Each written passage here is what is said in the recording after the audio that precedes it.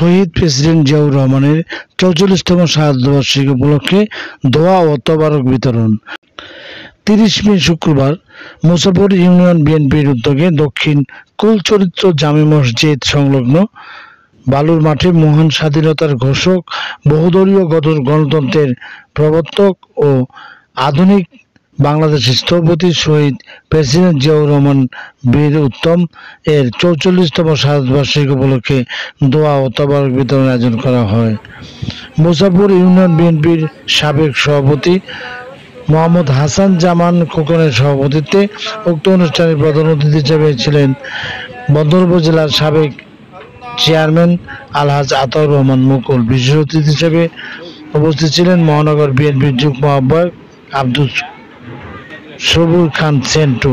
উপস্থিত ছিলেন মুসাপুর ইউনিয়ন যুবদলের প্রতিষ্ঠাতা সভাপতি জাহাঙ্গীর আলম প্রধান, সাবেক স্বেচ্ছাসেবক দলের সভাপতি জালাল ব্যাপারী, বন্দর ইউনিয়ন বিএনপির সাবেক সাংগঠনিক সম্পাদক Abu Saeed.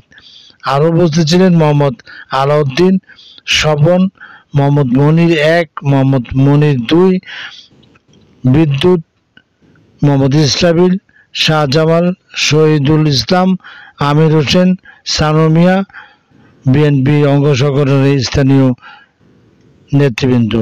M news BD, Musapur বন্দর, নারায়ণগঞ্জ।